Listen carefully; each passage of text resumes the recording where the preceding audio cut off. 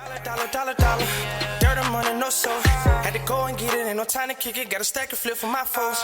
Dollar. Please tell me you can hear me. Don't turn your back and don't neglect me. Just let me know if you need me. Dollar. Let me watch out for my partners. Keep my money long, get my team strong. Let me run away from my problems. Yep, what's good, original crew, man? We're back. Hey, man, we're back on the channel. We got another Rotten Mango video today. Former reality TV swinger found dead after hiring Hitman to kill her rich husband. It's a whole lot of... I'm trying to... So she was found deceased? Former reality TV swinger. Found dead after hiring Hitman to kill her rich husband. Crazy title, huh?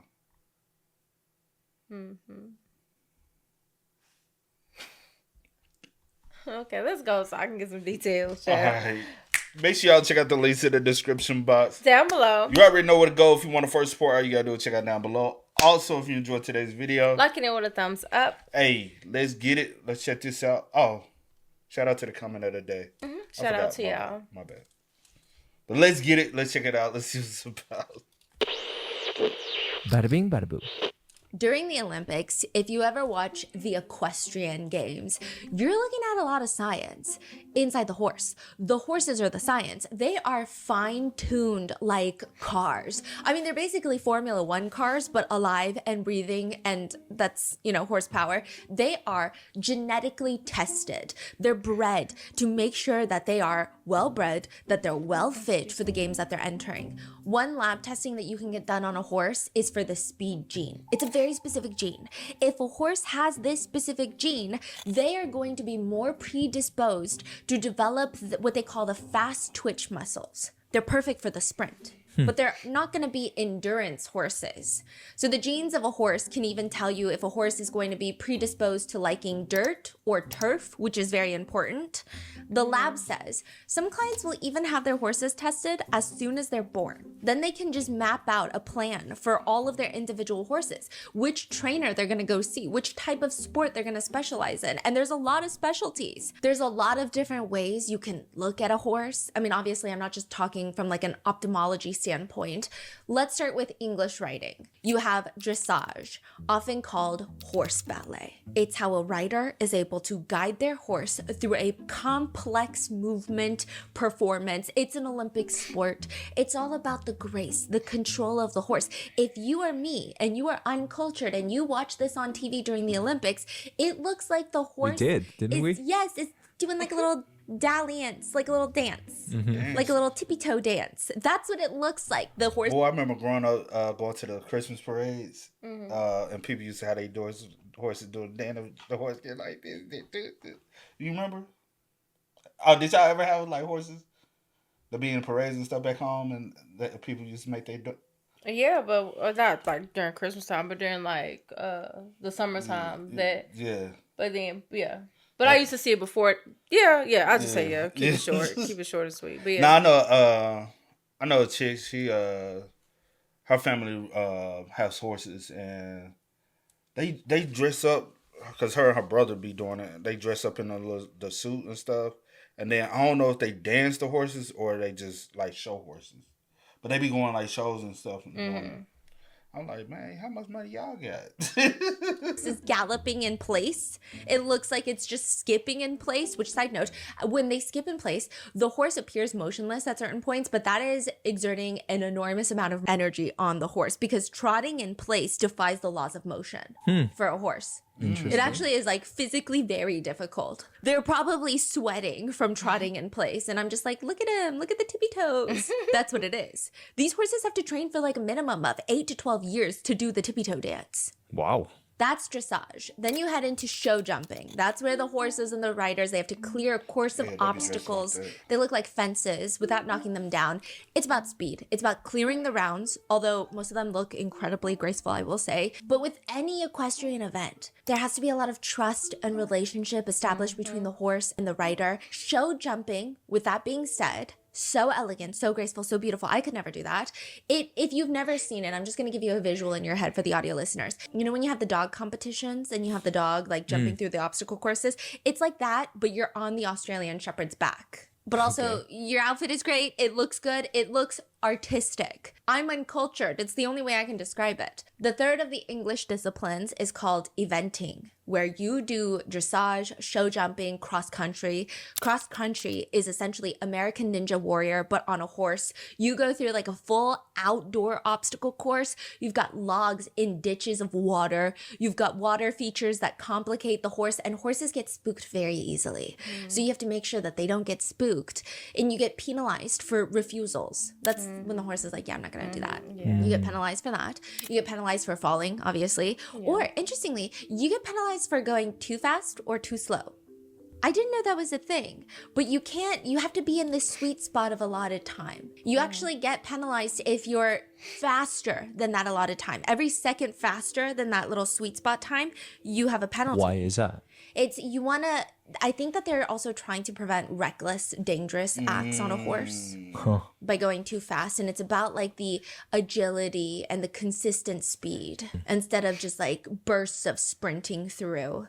So they're looking for a lot of different things. These sports, how much of that is the horse doing the sport versus the person on top of the horse? Both. I think it's a So there combination. are really, really good riders, but the horses, that's why horse juice for reproduction is one of the most expensive liquids in the world. If you have a really well-bred stallion, if you have a really well-bred show horse, their specimen to procreate other horses can be very expensive to purchase. So it's all about the horse lineage and also the rider. It's a mixture of both. I mean, I don't know. It's hard to say, but I think the Western ones are a little bit more fun. So the Western riding disciplines and competitions, you've got reining. This is about the athletic prowess of the horse. So it's dressage, but kind of more rodeo level. I mean, it's all about how a horse can do a series of patterns, sliding stops, spins, flying lead changes. One Redditor says it primarily focused on moving your horse with very little hand movements. The focus is on using your seat and your legs almost exclusively to control this horse. And the energy is different. It appears that it's taking place inside like a dirt pit in a stadium. And You see the muscles on that horse? it appears that it's taking place. Golly, man. Woo, that's a stout. I don't know. Like, man, I don't know. But what your people used to do with their horses? I mean, that is what it is. I know. Yeah. Horse. I said I don't know if this. If this is one, you said what they do? Yeah, I said well, cause they still got horses and stuff. What do they do with theirs? Like, do they like have them in like different like? Like, do they do show? Or They do shows, or rodeo, or I said they used to. I don't know what they do now. With the horses. I haven't. Yeah, I haven't seen anything. So you got to ask them next time you see them. Especially the one I met. Yeah. Inside like a dirt pit in a stadium. And I love horses. I think they're so majestic. I love horses. I have an irrational fear of sustaining a brain injury on a horse. But other than that, I feel like they're smarter than me. However, when you watch this for the first time, all I can compare it to is like when your dog has the zoomies and they're zooming and they're like skidding to a stop and you're on top of the horse. That's what a lot of the Western competitions look like. And I'm sure it takes a lot of skill. And then you have, interestingly, I mean, you also have like the equestrian events that are more focused on the rider, about how the rider is able to control their horse. Then you have like the show horse events where it's really just about the horse itself and their breeding and their stance and all of that, as well as horse show performances. Cavalia. It's like Cirque du Soleil meets horses. Acrobats on a horse. I mean, these are just a few shows in sports that horses are the center of. And of course, sports like polo. I can't forget polo before everyone gets mad at me. This is a field that's 3 football fields long. Everyone is on a horse. These horses are like 1,000 pounds, even though they're called polo ponies. They're not ponies, they're massive horses. And the riders have to use these little mallets to hit and aim at this tiny white ball. Each polo pony is going like 30 miles per hour. All their tails have to be wrapped so that nobody's equipment movement or their tails don't get tangled with each other, causing injuries. It's a very dangerous sport. Yeah. Most elite polo players have at least 10 polo ponies for one match. They swap through the ponies in one match because Wow. a few minutes of polo ponying, the pony is tired. And they have to fly these horses in from all over the parts of the world when they have a polo match. But here's an interesting detail. Sometimes the polo ponies are all the same. Not the same breed, not the same look, but genetic carbon copies, genetic clones of each other. What do you mean? They started cloning ponies. Lab made. Lab made from some of the best polo ponies. They cloned them. That's crazy. There's one top player, and he's from Argentina, I believe, and he has 6 of the same exact pony, genetically speaking. They are clones. He has 6 clones. There's a lot of drama there. I mean, some people believe eventually polo is going to be a game of who can clone horses the best, rather than who can play polo the best. Other people think it's becoming even more expensive to learn the sport of polo. There's a lot of drama, even who has the rights over each clone. There's so much drama there. There's a lot of scandals. It's a very complicated story where players are now saving genetic samples of their horse's skin in cryogenic storage chambers. The horse world is crazy. Yeah. It seems like each division of I didn't know equestrian that. sports, the horse world, they've got their own fair share of scandals. And for Valitar, this is a horse show in California, they have a lot of scandals. The owners of the horse show Valitar are this wealthy couple. They're pretty conventionally attractive as well. It's kind of important later, but they're the Remleys. The Remleys look like your standard rich couple from San Diego. Mark Remley, the husband, he's a bit older. He looks very fit, but in a nerdy way. I don't know how to describe it. He looks fit in the way that Jeff Bezos looks fit. Like, you remember Jeff Bezos as a bald nerd, and then now he's like jacked and bald, but you can just tell it just doesn't sit normally with him. Like, he just doesn't move like he's always been fit his whole life. Like genetically modified. Exactly. Like, it just doesn't feel like, it just feels like a little weird. I don't know if it's the best know what look you on mean. him. Mark Remley looks fit the way Jeff Bezos looks fit. And then you have the wife, Or Mark Zuckerberg. Now he really looks weird. Tatiana Remley. And Tatiana, she's blonde. She's got a Sports Illustrated model cover body. And she's also the star of the Valitar Horse Show. She's an equestrian. She's a writer.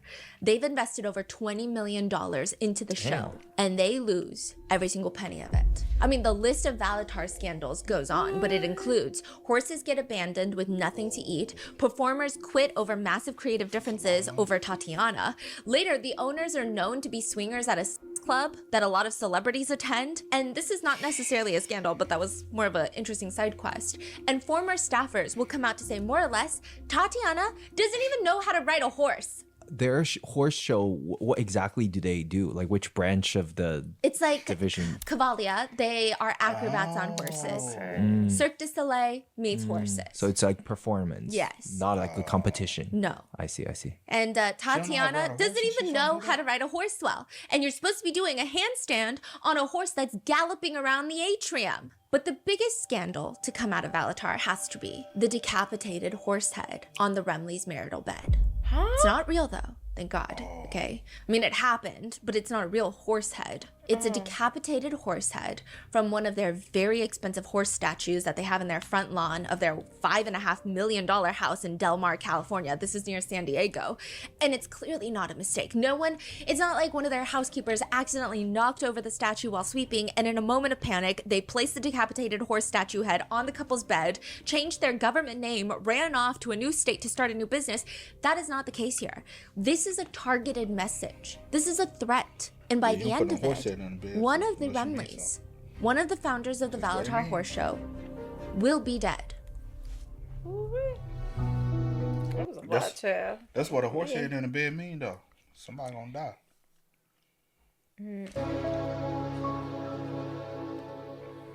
We would like to you know thank that? today's sponsors who made it possible for Rotten Mango to support the National Immigration Law Coalition. NILC is one of the leading advocacy organizations in the U.S. dedicated to advancing and defending the rights and opportunities of immigrants and their loved ones. This episode's partnerships have also made it possible to support Rotten Mango's growing team, and we'd also like to thank you guys for your continued support. As always, full show notes are available at rottenmangopodcast.com. A few disclaimers: there are mentions of potential CA, religious trauma, though very brief, and additionally, mental health health and self-exit conversations. So please take care of yourself, and this becomes too much, take a break, and we will see you in the next one. With that being said, let's get started. When it comes to the ultimate fantasy, the saying is, no two are the same, right? That doesn't apply. Everyone has similar fantasies and interests, apparently. You like watching your partner have intimate relations with somebody else in front of you? Yeah, so did Diddy, okay? Get in line for the chair. There's lots of people. Now, the usage of ropes, there's a whole community built on the art of tying rope on somebody. However, even if you have this super niche, specialized interest where you think there's nobody else that has the same fantasy as I do, they are ready, such as watching Lady Antoinette do the bounce on a champagne bottle, a historical figure from France, do the bounce on a champagne bottle. If you have thought about that extensively at night and it keeps you up, you are not entirely alone. And there is someone here to make it happen. Girl, you know what type of bounce you're talking about. I'm just... For you, the Sanctum Club. This is the place where nothing legal is off the table. There are lots of places where you can go and watch your partner have intimate relations with someone else right in front of your face, but none of them are like the Sanctum Club. That's what all the Sanctum members will tell you. Sanctum Club is an elite sex club in Beverly Hills that has been called half pagan sex cult, half entertainment mogul after party sex club. Wait, say that one more time. Half what? Yeah, some people think it's like a pagan sex cult. It's like not super religious. Oh. Or it's a half entertainment mogul after party sex club. So where all the Hollywood directors go after the Oscars and they watch everybody do the bounce. Okay, that's like, which one is it? We don't know. Is it up to still you. operating? It is still operating with new owners. Okay. Yeah. Actually, one of the members bought out the club. And they operate it. I did go on, like I fell down a rabbit hole on Reddit. Some people say it's past its prime time. So there's like lots of debates of which club. And I think they do a lot of more parties and events in New York. And then I went down the whole rabbit hole and they said, the best parties in New York are the ones that you need an invite to that nobody really knows the club name. Anyway. Yeah, typically, yeah. Okay, it's up to... Those are typically, let me not go, but yeah, those are typically the best parties. Or is it invite only? I guess especially if you're trying to go on this freaky route, huh? What you said. You to decide which is a more fitting description for a sanctum. You usually don't even know who's going to be in attendance beforehand. You have to give up your phone at the door. You have to sign an ironclad NDA before going in. The only reason that we even know about this club is, well, for how secretive they are, they've got a whole season of a reality show online readily available to watch, and we're gonna get more into that later because Tatiana and Mark Remley are on the show.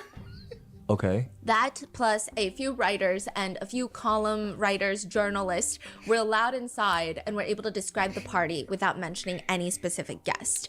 Each party is different. Each crowd of attendees is different. But for each party, you have a group of devotees. These are the performers that work for Sanctum. That's what they're called. They are the erotic theater performers. They're the show. Depending on the theme, their performance will differ. Sometimes it consists of them dressing up as bunnies and standing as still as possible as human furniture that you can grow. Other times, after a private dinner party, these devotees will climb on top of the dinner table and carry on with consumption of things that are not food. What? They're all eating each other, okay? They're all doing nasty to each other on the dinner table after the dinner party. I do think that... Like, those type of parties are the rich and wealthy that you don't know of. But then there are ones that are of the rich and the wealthy that you do know, but those are little numbers. The ones who really be in play in these situations are the rich and wealthy people that we don't even know their names. And these are people who have been wealthy, not just new money, not because my dad or somebody was an athlete and they got millions, and not just because they new age money. These are people who've been rich since like the 1800s.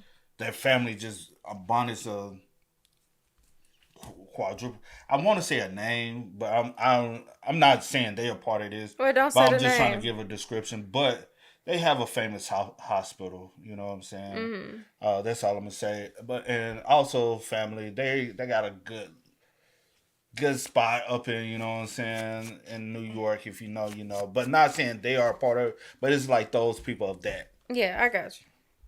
health department might take issue with that, but it's not a restaurant establishment, it's a private party. So I guess perhaps it gets a pass. Sometimes the performance will include one of the devotees dressed up as Lady Antoinette, a historical figure, sitting on top of a coffee table doing ungodly, unspeakable things to a champagne bottle that hasn't been popped yet. And the only thing I can think of is that seems really dangerous because at least you should empty it, right? Yeah, that's crazy. But the most important part about Sanctum Club. That's actually really alarming. Yeah, I know. And it was on the reality show. that? Oh, yeah. What is on They the did reality that, show? like, The performances on the reality show? Lots of stuff was on the reality show. Okay. Wow. Yeah, lots of stuff. So, but the most important part about Sanctum Club is that your biggest fears, they tell you, the biggest fears that you have about an intimate club is not going to come true. What is the biggest fear? If you go on Reddit and you look up biggest fear about going to a sex club, an intimate club, everyone is going to be unhygienic and ugly. That's people's biggest fears. What if I go and I'm the hottest one in the room and I'm not even that hot? That's what people say on Reddit, okay? People attending the clubs are scared to go see, God forbid, ugly people. That's terrifying for them. Then the next fear is that everyone at the better clubs, right? Sometimes you go to an elite club and you're like, okay, well, surely the pool's gonna be better here. And then you go and you find really ugly, old, rich dudes and really hot young girls, and that's it. So there's lots of fears. With Sanctum Club, they say this doesn't happen because even the old, ugly, rich guys, they get vetted, and you can't be too old and you can't be too ugly. You can never be too rich, though. With Sanctum Club, those that have attended say, you don't have to worry. I mean, first of all, the women outweigh the men in numbers most of the time, and they're all wearing like expensive bras that cost over $1,000 for one bra. High heels, everybody's fit, everybody's attractive, everybody's wearing a mask. It looks like Cirque du Soleil meets a Victoria's Secret fashion show.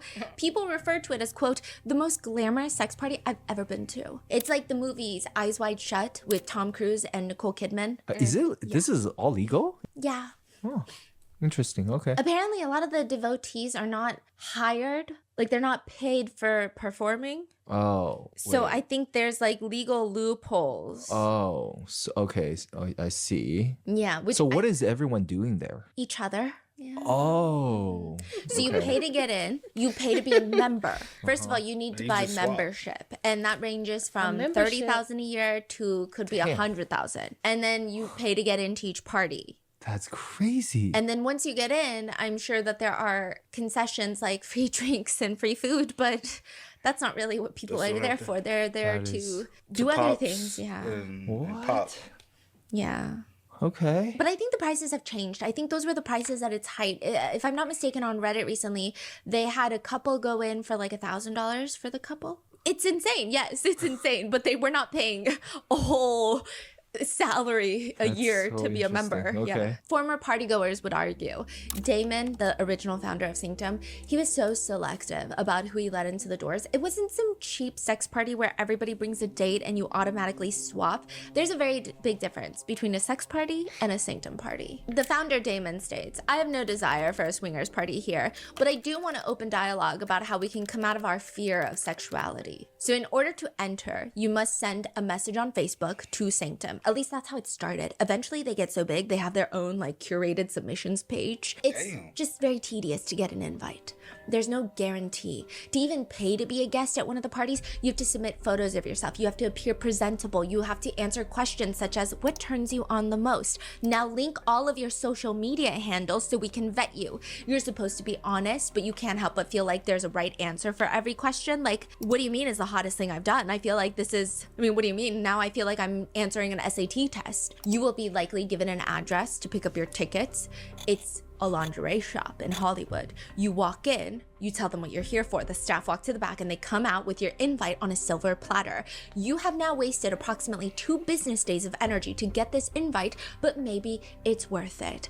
And it's all on purpose. Damon, the founder, says, it's the opposite of what most club owners want. I absolutely did not want 500 people outside clamoring to get in. I love the puzzle of getting there. But it's deeper than that. It's more meaningful. It's our most basic human desires, but beautiful. The owner calls it, quote, spiritual and erotic utopia, where people of like minds and desires can have as much intimate deeds and romance as humanly possible in as many different ways as the imagination can invent. One former performer at the club says about the founder, he is like the modern day sex Jesus. I kind of feel like he sacrificed himself for the greater good of creating a culture for people that was needed, especially in a city like Los Angeles. I think that's why they call it like half pagan sex club, so.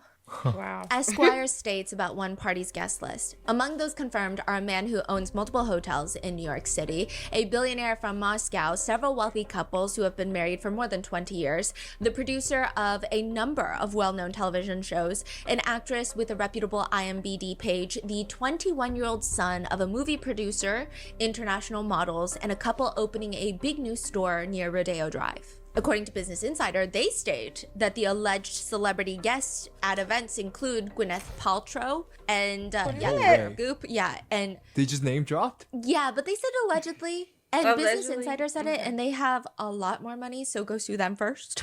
Right? Right. What? Even the devotees are handpicked with strict guidelines. It's not just about being physically hot. no surprise. One woman was picked on the spot. She Allegedly, quote, allegedly. one woman said to me, I want to perform at Sanctum. And then I want to become a politician and then get outed in a sex scandal so that I can point out the hypocrisy in society. And they said, you're in. How do we know this? They just told the Yeah. story? Okay. They do private masquerades, erotic parties, erotic theater, and some of it is very, like, it's not just Eyes Wide Shut. You know how everyone was talking about the Rothschilds parties where they hunt people, where they have like the animal masks on? They Yep. kind of recreate those. So you'll have very hot women with giant horse heads, very realistic ones that are not hot and not fun.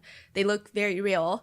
And then they'll have, like, Marie Antoinette was doing the deed with her horse, but that horse was a woman who dressed up as a horse with a very realistic horse head. Yeah. Sometimes it's elephant heads, and they'll try to stick elephant trunks in places where they probably shouldn't be stuck. They used to do a monthly masquerade in New York, and people will fly in from all over the world for these masquerades. Damon, the club owner, says that every Sanctum member has to pass an application process, run background checks. Basic memberships start at $30,000 a year, and they have Dominus members, which is $100,000 a year, and they will tailor bespoke erotic requests for you. And just because you have money doesn't mean you can become a top tier member. They only Right. offer that level of membership to 20 people worldwide. And one of the main reasons that we actually know about Sanctum Club on a larger scale is because the founder took to Instagram previously to write, Hunter was a member of Sanctum, and I canceled his membership after one party because he was a scumbag. Who's- Hunter who? Hunter Biden? Which Sanctum's I was like, that name sound familiar. It got to be somebody. Hunter is a But no. What I'm saying, it had to be somebody that people know, like somebody you know. I'm like Hunter. On some real spit. Somebody named Hunter. I'm finna be also. Is this the one with the drugs too? I think Hunter is the one that Let's see. Sorry, I'm smacking. He's I the didn't know he was an attorney. attorney. It says early to. Don't say it like surgeons. Oh, Just for YouTube purposes. Okay, so it was just some. Yeah. He's the one that was in the indictment. Is he the one who had the video came out? And everything. Yeah. Laptop files. Yeah. I was just gonna let you read since you Oh, wanted it's right to say here. it. I got it. Oh, I was just trying to help you. I got it. But yes, that's Hunter. Yeah. Yeah. He had his addictions. Yeah. Is this surprising? No. I also say never mind. Let's get back into it, y'all. I ain't gonna hold you. Nothing surprises me though. And that's part of what I was gonna say. If this isn't surprising to you, please don't be surprised by that list. The information that's coming out behind those things. Also, other things that's not coming out. Most conspiracy pertaining those type of things are 100% true to the mind. Because for one, all of this is supposed to be a secret. It's supposed to be secrecy, and that's how a lot of people also become addicts, is through these events and these parties and stuff, because those things are there by the abundance. And it's accessible for them anytime they, you know what I'm saying? And a lot of them have to use these drugs to, I said the D word. Right, that's what But I use said. these things to be able to 100% enjoy and pull that, be comfortable. Because still they go in these environments, they should be uptight because they human is just same way we all are. But they do these things to be able to, okay. But it's there by their abundance. And allows them to be energized for hours. Yeah. You know what I'm saying? Because they be there for hours. And it's late night. They've been up all day. This stuff happened late nights for hours. They need the energy, so they get it did. Former founder, this is after he sold Sanctum. He went online and said Hunter Biden was a former member. Allegedly, this is what he said, not what I said, so don't sue me. Allegedly. That is what? Yeah. Wow. He says the only reason that he would go against his own former club's rules of not outing a member is, quote, posting what I did on my Instagram about Hunter Biden was me letting people know what type of behavior that he exhibited was something that upset me. I knew the consequences could be me not being part of Sanctum anymore, but I was willing to take that risk. Sanctum was bought out by a former member at this point, and they released a prompt statement. Sanctum is a private members club, and they prioritize safety and privacy of our esteemed members above all. Consequently, we neither confirm nor deny the identities of our attendees. Furthermore, we uphold a strict code of conduct, and any infringement leads to a lifetime ban. Please note that Mr. Lawner's membership has been revoked effective immediately. The previous owner. Yes, the founder. When was this? Like, when was it bought This out? was a few years ago. Really? This is He got his recent. riches now, I'm boy. assuming there are many of these clubs that exists then, right? Yes. I mean, there's one in New York that's very famous on TikTok. It's called The Box. It's very different. So Sanctum is different in the sense of like, it's an elite club where everyone is free to explore. The Box is like a bar business club in New York. But I believe there's a few in Europe that a lot of Americans like That's to not try to get surprising. into. But I think the way that they're described is they're a bit like raunchier. They're a little bit more on the, don't ask me why I fell into this rabbit hole, but there's so many different variations of clubs. So some of the clubs, they're more on that raunchy shock value sex factor. This is where it's just all about shock. People say it's not even hot. It's just shocking because like you'll just see someone have bodily fluids empty into a bucket and they're just like swinging it around in the club. It's sometimes unhygienic, just shocking, just what the is happening. And then you have maybe the clubs that are more sexually inclined but more artistic, maybe more so like a burlesque club. And then you have like the super hot clubs like strip clubs. And then you have sex clubs, which are different because you're free to have intimate relations in the establishment or at the party venue. They'll even have beds usually and different types of furniture. And it's set up so that you're encouraged to join in the activity. Most of these clubs in New York, like these public establishments when you're of age, they're not encouraging you to do anything. In fact, you could probably get arrested. Okay. It's just like, that's the entertainment. That's the show. I see. But Sanctum, there's a show and there's an interactive element. Okay. And then there are clubs where there are no shows. Lots in Vegas where there's tons of rooms with tons of mattresses and beds that I think you should probably like do a blue light or a black light, whatever the black light on. And they're like swingers clubs. So there's no show, but lots of like-minded people gather and they will do things with each other. So it's like Sanctum without the show. Right. Okay. I see. That makes sense. So there's like lots of different variations. Yep. And there are an alarming amount of girls on Reddit that were wanna get invited rich, to rich. one of these establishments by their boyfriend. And they were not specified on which kind of establishment that they were invited to because they all thought they were going to be like the Box in New York. And then they end up in like a Las Vegas swingers club. So just be very careful. That's alarming. Yeah, and there's also lots of Reddit posts of people who have gone to different establishments and had fantastic times, phenomenal times, best times of their lives. Some people write about how it saved their marriage, which I don't know, right? But there are also people who say, just beware of something that no one tells you about. There will be very specific smells that you will never be able to unsmell. No matter how high-end a place is, no matter how hygienic a place is, when you have that many people and you have that many bodily fluids and you have that many activities taking place in a closed space, there will be smells and you will get a whiff of that smell and you will never forget it. In a bad way. Yeah. Oh god. Even one of the journalists that went to the Sanctum Club, one of the parties, says everything was so high-end, so beautiful. Every woman felt like a supermodel. Everybody was hot. Even the guys were hot, and they're all dressed to the nines with these fancy masks. It's a masquerade party. But then they went into the bathroom to fix their lipstick, and someone had just taken a number 2 because money can't buy your way out of digestive issues. So it was very smelly in that one bathroom. That's all they said. Okay, but that's a different. Yeah, that's a very different It's story. just like a bathroom smell. Yeah. But there's just scents involved in everywhere. That's what they say. But Sanctum has had its own share of lots of scandals. There was a former member of Sanctum that left, and they accused Sanctum of admitting a performer who had an active STD. That became a whole scandal. But the worst scandal to come out of Sanctum Club, the worst thing, I don't even... Oh, that is true. I wonder, do they screen them, right? I'm like, y'all doing all this other stuff, you know what I'm saying? No, Before they raw can even dogging. get in.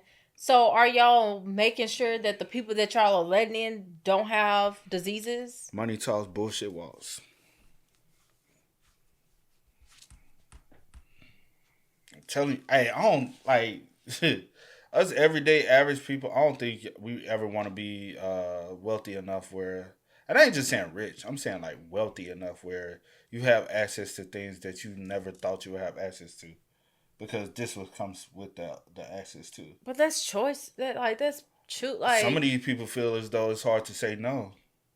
Well, I just, especially once you get up there, some people be like, I couldn't say no. I like them Hollywood parties. Them Hollywood parties are like beneath, because at the end of the day, all these people ain't even part of Hollywood. Mm-hmm. A lot of these people are what operates a lot of the world.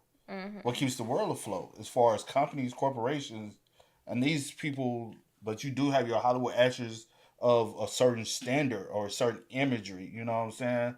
Or those who are willing to participate in the lifestyle. You know, from your there are athletes who go into these and they don't care, and then you have your singers, your actors, your producers who also are involved in this stuff because they want to live the dream. They want to be with the cool kids table. There's cool kids table on every level.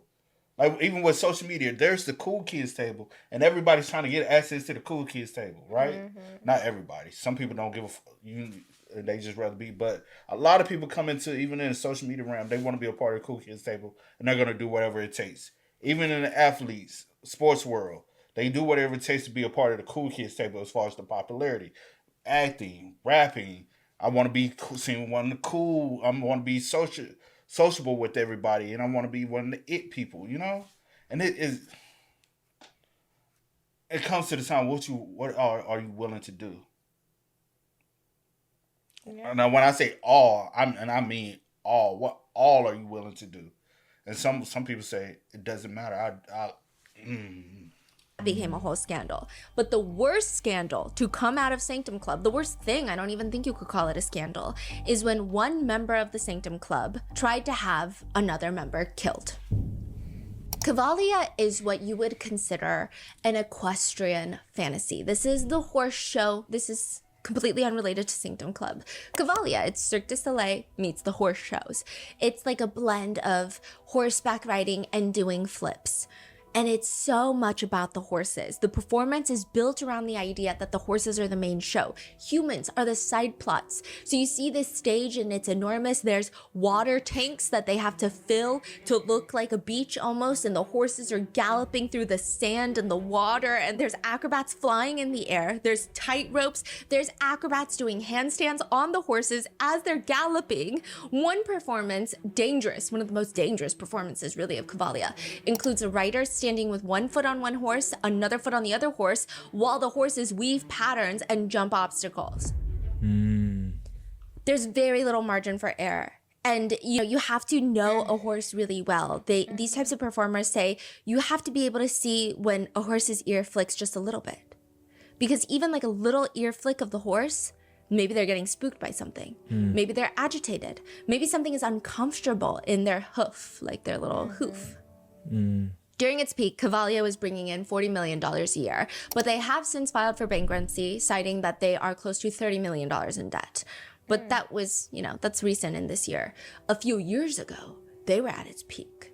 That's when Tatiana and Mark Remley decide that they're going to take Cavalia down. They want to compete with Cavalia and make their own horse show, but better and probably hotter. Tatiana, with her blonde hair slightly covering her face, she tells a local reporter in San Diego who's reporting on this, there's like this massive red tent, and they find out it's called Valitar, the new horse show that's coming into business soon.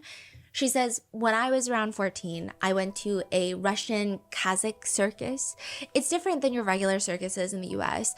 It's just stunning. A lot of amazing riding with a rider going under the horse, under the belly at a, fast gallop, just edge of your seat suspension, just intensity. And it hit me.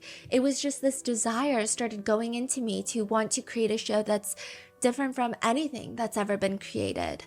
I'm so excited. This is my dream come true, and I want to bring this magic to the lives of everyone that will allow me to bring it to them. A lot of people love horses and can't have them, and so by coming here, they live this dream and they can touch them and come close to them and see them and experience the magic. What year was this? This was early. This was I believe they closed down in 2019. How long did they run it for? Like a few years? 2 shows, 4 shows. Oh, okay. Oh, wow. It was in production for a really long time, but actively in business, and you could go watch their horse show, 4 shows. Okay. The opus of Valitar lies in this gargantuan red tent in the middle of Del Mar, California. It looks like a giant red circus tent for a state fair, but massively bigger. There are also 4 small tents connected to the big one. Collectively, under this tent, it's 45,000 square feet. Dang. It's a huge tent. That's bigger than a neighborhood suburban shopping center fit inside of this giant red weatherproof tent held up by this massive steel structure. The tents alone cost over $2.1 million. The plan is this. Mark Remley is a tech entrepreneur. We like some of his software. What the f does he know about horses? Nothing. Mark Remley knows nothing about horses. The husband. Yeah. Tatiana, the wife, Tatiana Remley, has been riding horses ever since she was a kid. But is she an equestrian? Is she the best horse rider? Probably not. You say he's a tech founder? Is he really loaded, like a billionaire? No, he's worth about $30 million. He's not a billionaire. His tech corporation was Signal Corp, unrelated to Signal messaging app, but they were a defense contractor. Oh, I see. Yeah. I guess we don't like some of his software. But anyway, Tatiana has been riding horses ever since she was a kid. And she thinks, I got it. I'm going to do Valitar. I'm going to plan the show. We're going to fly in all of these writers, all of these directors, producers, performers from all over the country and be a part of this exciting mission. You want to see someone do a headstand on a moving horse? You got to come to Valitar. Or you could go to Cavalia, that's 20 minutes away, but no, come to Valitar. It's better, it's newer, and Tatiana is going to be the face of it. There are billboards put up all over Southern California and randomly in seemingly bizarre places in the West Coast where Valitar is not even present, like Seattle. We'll get there. The billboard shows these 2 edited stallions, black stallions with their manes in the air. And they're facing in opposite directions. And then Tatiana is in the middle holding a stick. It kind of looks like an AI-generated medieval times type of poster or like a strip club billboard. That's what most people describe it as. The marketing feels a bit seductive. I don't know if this is a family-friendly horse show. I don't know what this is, really. But after bringing in a team of producers, directors, they put together this choreographed performance that's ready to go. They have to get housing for all the performers. They have to feed the horses, insurance, a parking lot, administrative work, HR. They got to spend over $20 million on this project. But once they launch in November, they have this whole plan. November and December, they're going to have 45 shows in 2 months. The launch party, the most important night for everybody. The launch party is what sets the tone for the rest of the performances. If I go to a launch party, I'm expecting it to be the vision, the essence of the entire company's mission in one night of good food and hopefully a free drink or 2 because networking is incredibly awkward. Tatiana, I don't know what's happening here. She's holding a belt in one hand, The rest of the belt is tied around her husband Mark's neck, and she's leading him around like a dog. I don't even think you lead a horse around like that, so I didn't understand the marketing vision. But the whole launch party, she's just like walking him around like a dog. Okay, So he's supposed to be like a horse that she's like walking around? Is that what it is? I don't even think they thought that far. I don't even think it's cohesive marketing. I think that's just what they're into. And everyone was just confused by what's going on. Okay. And there are just full forums about lessons that you are not prepared for until you start your own business. And then you just kind of learn it the shitty way. Like the cheapest client is the most expensive client. I don't know what that means, but a lot of business owners were sounding off in the comments like, exactly. The cheapest client is the most expensive client. I know what that means. And it's true. The cheapest client, the one that don't want to spend the most money, actually sometimes be the richest client. They always looking for. That's how I'm taking it. They always look for a discount, looking for a handout. Rich people always look for a handout. Is that what they don't never look? Man, rich people don't like spending. I said, is that what it means? That's how I'm taking it. For verbatim, it says what? Exactly. I don't know what that means, but a lot like the cheapest client is. It's the most expensive. Because also they're gonna use up you're gonna spend so much on their ass. Cause they so damn cheap. They're costing you more money. Sense. Okay. I guess your cheapest client is going to cost you the most money or whatever, right? Okay. But when you start a business with horses, probably the biggest alarming red flag you'll learn as a business owner is when the horses start going missing. Something is very wrong. One producer of the show Valatar, let's call her Emma, she invested over $25,000 of her own money into Valatar. She moved here with her horses, and after 2 performances, Valatar had 2 performances, opening night and the second performance. There's just a lot that could have been done better. They gather all the performers, producers, directors, all the staff in the massive tent. Maybe not the horses. And I imagine there's this very uplifting, motivating, but realistic conversation of like, let's take a few days off. Let's get some rest. Let's recoup. We did good, but we can do better. Let's think about all the ways that we can fix these little things. We had one customer who said this, another person did this. Obviously, this was a big, massive failure because we had a line of complaints like this. The shows themselves weren't necessarily horrendous, but the turnout was a lot slower than expected. Way slower. A lot of empty seats. I mean, it just made it an uncomfortable opening night. But also, there were just awkward moments in the show they can fix. Nevertheless, everybody gets a few days off, except Emma. She comes back because she's got to feed the horses. The horses don't know what an off day is. They need to eat. And when she goes to the stables, a good chunk of the horses are gone. They're missing. And they're all the Remley couple's personal horses. It's weird, but Tatiana is always doing weird things. Emma doesn't even think anything of it. She leaves and then comes back that night to check up on the horses again. And pretty much all the Remley horses are gone. And so she's asking around, and one of the other staffers, who's not really part of the performance, but maybe more so keeping the grounds, they're like, oh yeah, the Remley said something about how they were going to do a photo shoot, so they took all the horses for the photo shoot. Emma checks in the back. They didn't just take the horses. They took their harnesses, their tacks. The cabinets were filled with medicine for the horses. All gone. Emma starts freaking out. She tries to calling the Remleys to figure out what's going on, if they know that their horses are missing. And when she gets a response, it's very cold, as if they didn't just spend the past few months of their lives completely intertwined trying to plan this entirely new horse show. She gets a response. The show is being canceled due to poor ticket sales. Girl. This is after $20 million invested? Yes. That is bizarre. Very. That's just it. The Remleys don't come back. They take their horses. They leave everybody else's horses, the giant red circus tent. They just leave 26 horses, 21 performers, 5 kids, 1 dog, and 1 cat. Just imagine all these people who now have uprooted, relocated like Emma. She done relocated, brought her horses, invested $25 into y'all $25,000. You gotta think about career-wise, house. Just so everything. Much. Now I'm out of a job. Now I'm out of something that I thought was gonna be. After one show that didn't go as you planned, that's the business. But also, it's the husband money.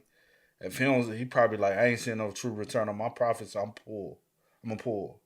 And for someone that had such a big dream as a kid, doesn't seem like it. No. You were just looking for a quick cash grab. That's what it was. That's what it was. Then when it don't turn out, you're like, never mind. Because the overhead was gonna cost way more, and they were gonna lose so much money before they start gaining.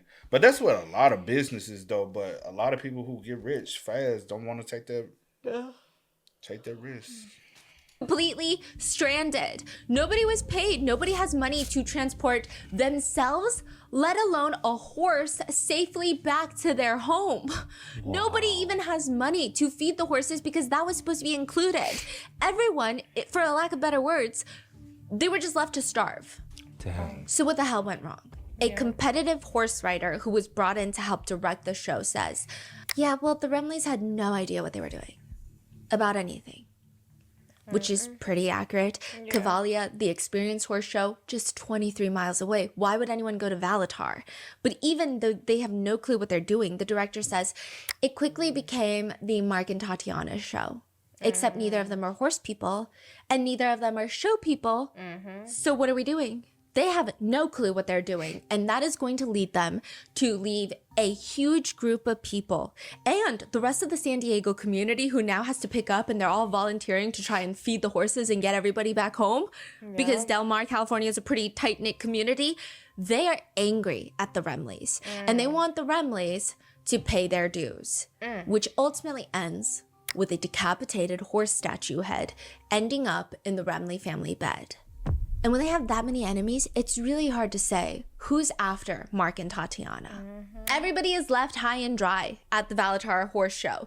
The horses are left, the performers are left. That's not even figurative. This is like real. The horses are left to starve. One of the biggest problems with the show that a lot of people say in hindsight is that Tatiana sucks at riding horses. And that's mean, right? She's fine. She's mediocre. But she has nowhere near the riding ability that seasoned professionals have. You cannot compare a weekend golfer to someone at the PGA. But Mark and Tatiana want her to be the star of the show. And everybody else has to accommodate her, even if that means they have to lower their skills to make sure that she shines the hardest. I mean, to give you a little bit more context on Tatiana's capabilities, she would often just go out there. So they had 2 shows. Her face is plastered all over the billboards. If I buy a ticket to Valatar, what am I expecting? When this blonde woman comes out on a horse, I'm expecting a somersault in the air, land on a horse, and then do a headstand, eat your lunch off your feet. Like, I'm expecting some sort of, holy cow, this is the most climactic part of this entire performance. This was worth all this money that I could have used for, I don't know, bills, but instead, a horse show. Like, I'm getting something out of this, right? She would just come out on her horse and do a few figure 8s. Not on the horse. Like, she's not doing figure 8s on the horse. She's just riding the horse like a normal person, and the horse is doing figure 8s. It's not like she's walking. Like, the horse is just trotting in a figure 8, and the whole thing is awkward because everybody in the crowd, the customers, they're sitting at the edge of their seat. They're holding their breath. The music is getting more climactic. They're expecting something insane, but then she just disappears. It's said by people who went to the first 2 performances, nobody even knew how to respond. So they were just all looking at the person that they came with, like, what? And clapping, like, what's happening? This caused so much tension that a lot of the seasoned professionals that would have performed to bring in the viewers, they all end up leaving. There are allegations that the couples they also just spent money that didn't make any sense. Some people said that they were willing to spend unreasonable amounts of money on billboard advertisements with Tatiana's face everywhere. They were willing to spend money on Tatiana's costumes, but then when a horse would get injured, they would cheapen out. So they're trying to do this thing for all the wrong reasons. Yes. Like, she want to be like a celebrity horse rider. Yeah. I don't even think she wants to be a celebrity horse rider. A mutual friend of theirs would later come out and say her goal in life was to be a housewife, but not the housewife you're thinking. One of the housewives of a major city on the Bravo TV network. Housewives of Orange County. Real housewives. Yeah, the Real Housewives of Beverly Hills. That was her goal. Yeah. And she spent $20 million. Yeah. I feel like there's got to be a cheaper way. I feel like you could have paid...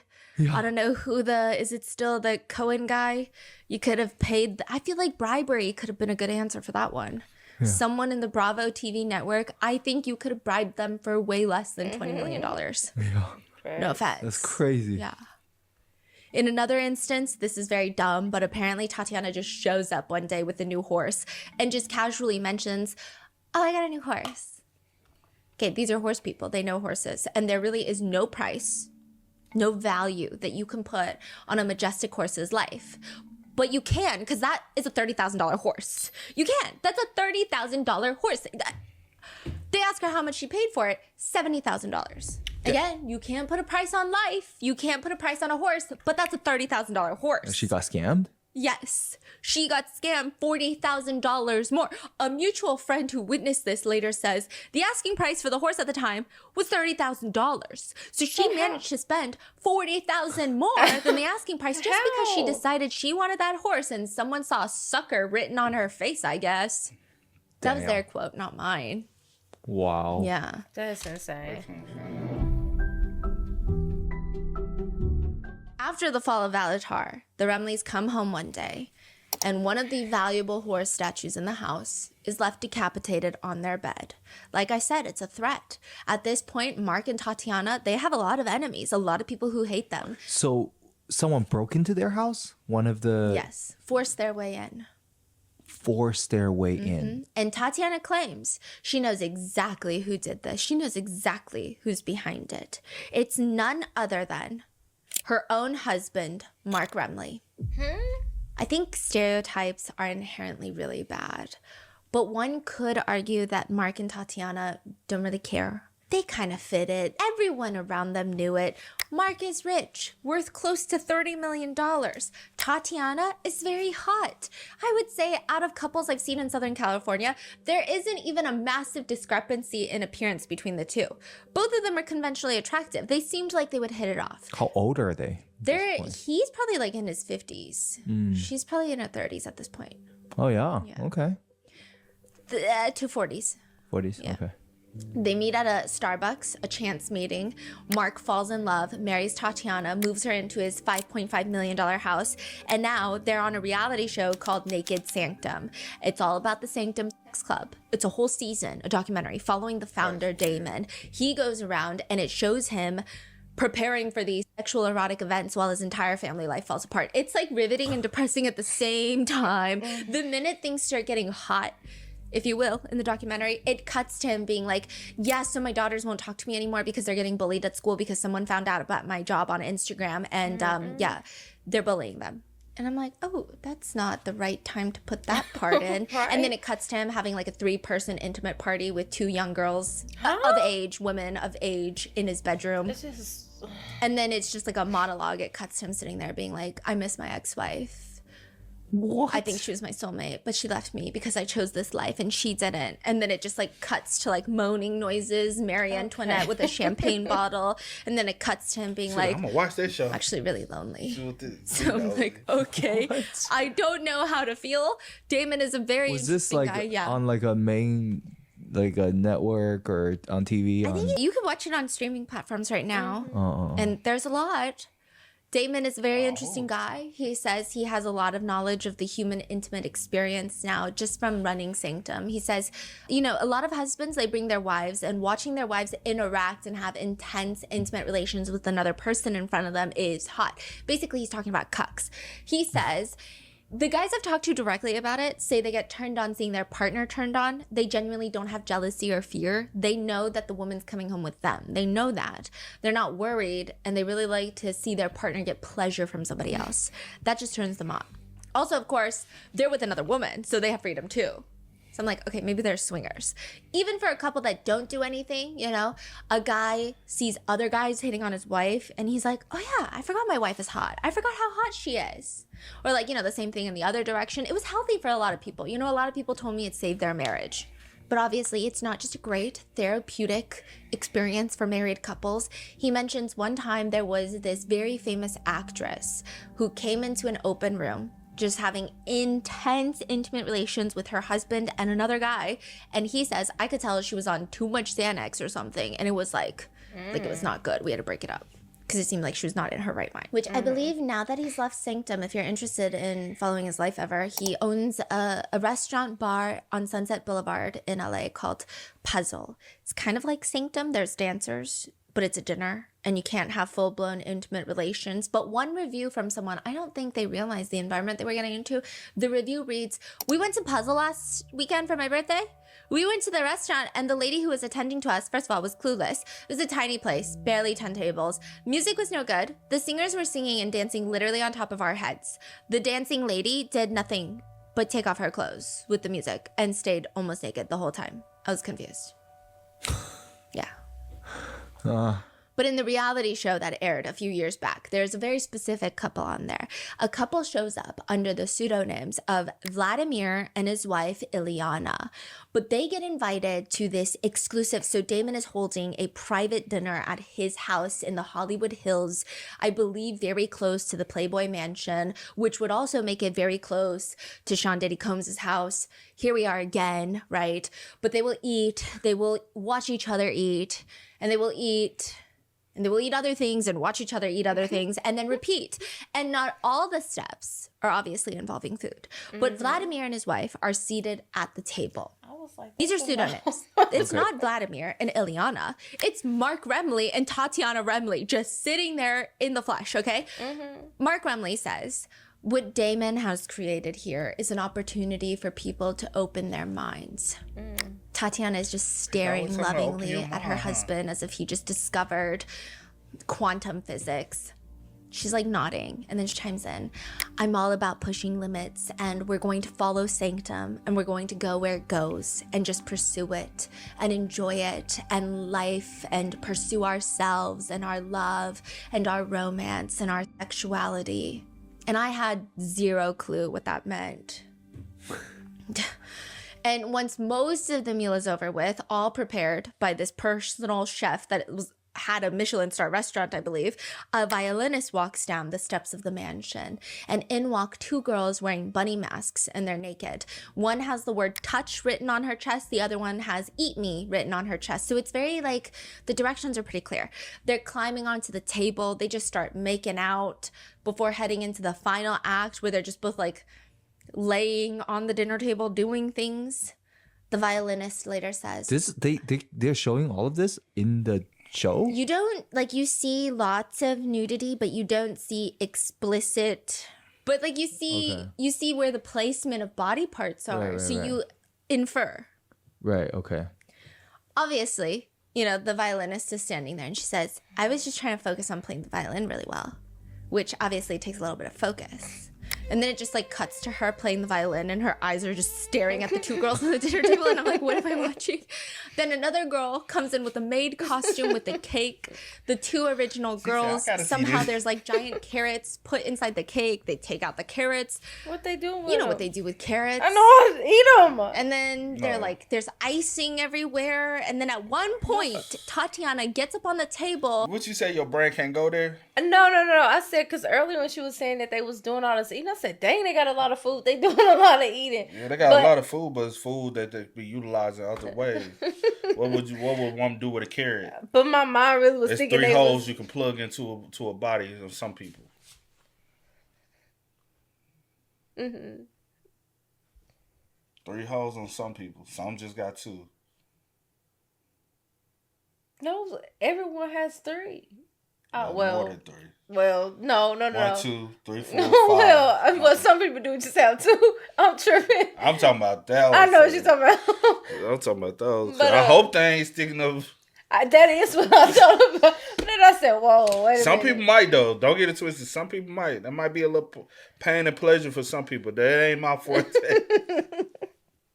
But anyway, this is too much. She said, my little innocent ears. Well, you know, I'm grown or whatever, but my innocent ears. But my brain really was like thinking that they was eating just So eating. what you think they doing with a carrot? Well, now that she says it, and I know what you know, because what she said there about like the champagne bottle, I was like, I've seen that before, bro. Like back in the day on like World Star, chicks used to bounce on champagne bottles and shake it up, and then they pop the bottle and it's like, oh. So that was back in the day. It was coming up on your thing, or you was looking it up. No, it was coming up on the thing. No, ain't nothing I wasn't looking for. What the fuck? No, it's just stuff that was there. On World Star, just on the front page. Like, bro. I just never seen it. I never came across it. That's all I'm saying. I'm not with you, bro. Everybody. I know, babe. Stuff. That's what I'm saying. Like, I would used to stay on like there. girls used to be like you've seen twerking videos. You've seen people at clubs and stuff. You've seen. I'm like, what the fuck? With a bottle. I was like, damn. I ain't think. But I was like, you can do a lot of things. So think about what they doing with a carrot. I don't want to. See, like, are they just the mini carrots or the whole carrots?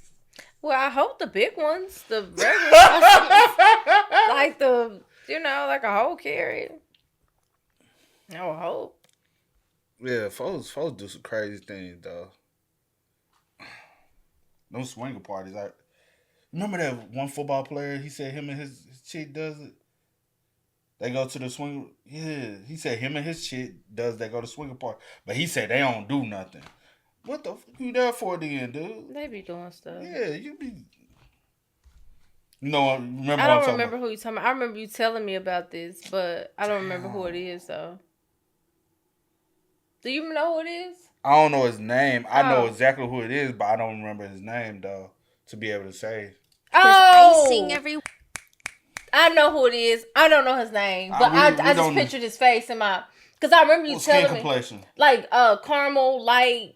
We think it's different, but yeah, he a little darker than your mom. Yeah, but still more fair than you. Yeah, but more fair than you. Yeah. Mm-hmm. You know what they do with carrots. And then they're like, there's icing everywhere. And then at one point, Tatiana gets up on the table and starts eating a bunny meal. What's that? Like with one. Somebody get this girl. She said, "What is that?" What's a bunny? Okay, I know they was doing with the carrots. So is she okay? The girls, you were saying. Yes, and what he say? Mark Rep. This is too much. You acting like you. Okay, come on. Ask the same question. Come on. Like with one of the girls, you were saying. Yes, and Mark Remley is just admiring his wife visually and physically, and the camera is like behind her, and he's like lifting up her skirt. I don't know. What? And then she finally gets up and she jokes, "I think I look guilty." And he says, "You do. The proof is on your mouth," because she has icing on her mouth now. Then it just cuts to them sitting together outside, and Mark Remley says, "The entertainment is bar none." And Tatiana looks really serious, as if she is witnessing a profound, enlightening moment. Beautiful. She's like interjecting, beautiful. He says, "The quality of the performers, you know, the sexuality that they exude, it just gets you off. It gets you going. It really does." Tatiana says, "The bunnies were beautiful. They're sensuous. There's something enticing about their energy, and it draws me to them. I cannot stop myself. Like all the taboos of this world, everything just dissolves in their energy." And then it cuts to one of the bunnies coming over to hug Tatiana, and Mark is just watching as they just start getting unclothed. And have you ever heard of it's clocking out? Have you ever heard of the Bunny Ranch? Yeah, the Bunny Ranch. Who are the bunnies at the Bunny Ranch? The girls. Alright. But it wasn't registering in my head that when she said was eating one of the bunnies, a bunny meal. Hey, remember they used to have a little Bunny Ranch TV show on HBO back in the day. See, like, I ain't no. I think I did. I used to watch all that stuff. I did. I used to. What the hell you watching Bunny Ranch for? Well, I'm just trying to see. You got no business watching Bunny Ranch. I'm just trying, well, I don't even think we. It ain't Sex in the City. It's a little bit more. Oh no, I did used to watch this. This is so crazy. Yeah. I remember him. Yeah. I don't know why I was watching this. Is he still alive though? I don't know if he's still alive. I have no clue, but I don't know why I was watching this stuff. Yeah, it was on HBO late at night. But I will say I only used to watch when I went over my aunt's house, which was... What, they had cable? No, we had cable too, but we didn't have HBO. Which auntie? You talking about Maryland? No, my auntie Pat. I ain't want to say no names. Yeah, it's okay. Yeah. We see Tatiana unclothed, and they just start doing a lot of things. And Mark Kremley tells the viewers, Sex is probably the biggest part of our lives. Yes. Tatiana's gonna say yes. Sex is the center of our universe and everything we derive around it, and it revolves around it. And in the beginning of our relationship, we weren't into this lifestyle. But as time grew on and our sexuality grew together, and Sanctum made it all that much more amazing. Mark continues, I'm kind of like an adrenaline junkie, actually. You know, I love to take risks and I love to live life on the edge. I'm drawn to things that push the limits. Tatiana looks at him, and we live life to the fullest every moment we can. I think people have a hard time in this environment, in this country, in this day and time, embracing their sexuality and embracing, you know, being all that you can be. I think they want to embrace it, but they're scared. It's magical. It's amazing. You feel incredible. You feel real. Mm-hmm. Mark and Tatiana, like I said, Vladimir and Ilyana are their pseudonyms. Mm-hmm. These are the owners of the failed Valatar horse show. Right. Do you know if this is before or after, or just happening at the same time? Happening seems like at the same time. Okay. Yeah. This look like and the before founder of because their Sanctum hair is is asked different. about the couple. Because, you know, he saw them and then, you know, they make news later. And he says they seem to be really happy with what was going on. They seemed really happy with each other and really excited about the experience. I mean, they seemed really into it. It's just that the wife, Tatiana, didn't really seem like an authentic character to me. She seemed a little bit fake. You know, I've been doing this a while and I've been dealing with people like this a long time. And I have a pretty good sense of character at this point. Or was she more only into it because that's something he wanted to do, and because since he was the one with the money, and so she was like, I gotta go along with whatever. Because a lot of people that do get into those, especially when there's a big age gap like that, like the younger one in it don't really be into it. They just do it because the one with the money is the one who's, because typically the older person is with the money. So it's typically a big age gap, and then that's why later on when they separate, they're like, I was never into that. I did that to make sure they were happy, and it's something they were into, and they brought it to me. Similar to the Diddy situation. It was something I wasn't really into. They brought it to me, and they kind of convinced me to participate in it, and it went way further than I wanted it to go. But it was I only did it for their happiness. Yeah. There was something off about her, for sure. But I don't think he saw it. I think he was in love with her. I think he really cared for her. Whatever she was pulling, I don't think he was aware of it. So he's just saying, like, the way she's describing, like, it was beautiful. It was magical. So unfortunately, I couldn't really find the exact episode that they were featured in. So just to be thorough, I watched the whole season, even though they showed up in, like, episode 3. I don't know why I did that. But I thought Girl, you watched it because you got into it. Look, I don't know if this is messy. Because I'm nosy, I just be trying to see. I watch half of y'all watching this. Probably gonna go watch it. I already looked it up. Yeah, it's on Hulu, y'all. Just see it. It's on Roku TV, I'm like, who Paramount knew? Plus. So yeah, you can see it. would show up again. I don't know. But all the other very wealthy couples that go on there, they're very blunt about the experience. They're like, yeah, it's hot. Like, it's hot. We do it. It gets us going. And then we're hotter to each other. And we like it. It's hot. But then when you see Tatiana, it's very, like, ethereal and spiritual. And it's like this moment. Yeah. When all the other couples are like, I just like looking at hot people do hot things. And it makes my husband and wife hotter to me. That was about it. So I think that's what he's insinuating. It just felt, and it did feel performative in the sense of, like, you do meet some people who are very into, like, tantric experiences where they think and they genuinely feel it's like an awakening as they're doing certain things with their partner. And it's like this connection that transcends above all in this very physical moment. But that was not the vibe that she was giving. She's just performative, like doing a lot. Okay. Yeah. A former business partner of Mark's that also knew Tatiana says, I mean, at one point, Mark was just calling him nonstop. Like, he's explaining, he's just calling me nonstop. What does that mean? So he used to work with Mark. They had multiple failed business deals. They're not really besties anymore. There's no reason for them to be calling each other. They don't really have a friendship outside of that. But Mark keeps calling him and is like, come to San Diego. Let's hang out. And he's like, what are we going to do? Hang out? Like, are you trying to get me into another business venture that's going to fail? And he's like, no, let's just hang out. He's like, I don't know why you keep saying hang out. We're not really friends. He says, Quote, eventually I got sick of dealing with Mark and I stopped returning his phone calls. A month later, maybe 2 months later, a mutual friend of ours was at my place and we were just talking about it. And I just brought it up, like this weird thing, like, why was Mark Remley bothering me? And he immediately knew the answer. And he just said, oh, Tatiana wants to sleep with you while he watches. Damn. Oh. So apparently they were trying to get me to come down there and have sex with Tatiana while Mark watched for whatever reason. Wow. We never did get the answer if he went or not. But here's a very odd detail on the show. They go, This sound like some Diddy shit, don't it? Only thing with Diddy, who paying? Or it just sound like this is what they do in this world.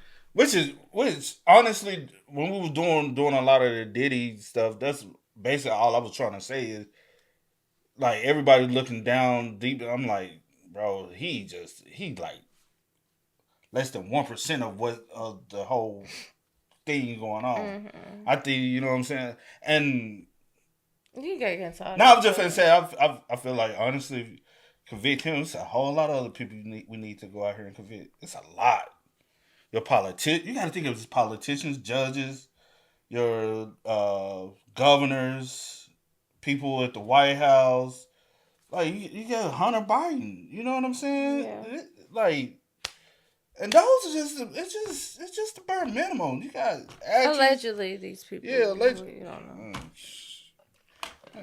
At some point, we gotta stop saying. I ain't saying no name. Ain't no alleged. Dude, if you gonna come sue me, go sue Stephanie, sue the other dude. It's a lot more people you need to sue, but sorry, you worry about some little YouTubers. we ain't no big fish to nothing. Oh, what? We never did get the answer if he went or not. But here's a very odd detail on the show. They go as Vladimir and Ilyana, which seems like a random choice of pseudonyms for the show. And there is a speculation of a intense interest in Russian culture and Russian aesthetics. And no one really knows if Tatiana is even Russian, because we don't think Tatiana is her real name. We'll get to it. But it's not random. Tatiana has allegedly stated in the past that she was essayed by her brother. Now, the people she told about this, she told them that her brother's name was Vladimir. Huh. Okay. So why would you choose a pseudonym for your husband? That is, first of all, your brother. Even if he didn't assault you, that's a very odd choice. Odd. Right. Or like that's not even her brother's name, right? Yeah. So it's just all weird connection. Weird. Yeah. Very off. And the mutual friend said there's something wrong with her. It's a really weird thing to do. I mean, 100% I know that Mark didn't pick the name. That was her idea. Mark's not even that creative to come up with a pseudonym like that. So I'm sure she picked it. And why would she pick that name if that's who molested her brother? Even if he didn't molest her, just her brother's name? Really bizarre. Friends say their relationship was just getting toxic. They had a much healthier relationship in the beginning, aside from the colossal financial failure that was Valatar. At least they were both business oriented. They're always working on something. Is it the best thing in the world? No. Is it something that's going to run them into bankruptcy? Perhaps, but it's something. Eventually, their entire relationship just revolves around sleeping with different people. The Del Mar Fire Department get a phone call. A residential home is on fire. The entire house is up in flames, and it's a big one. It's $5.5 million of the house burning to the ground. Firefighters get to the scene, put out the fire before it can start spreading. But it's just weird. You can tell that this is not a normally occurring fire. This doesn't even seem like an accident. And like, yes, we are in Southern California, but this doesn't make sense. The bomb and arson unit of the Del Mar Fire Department start investigating the cause of the fire.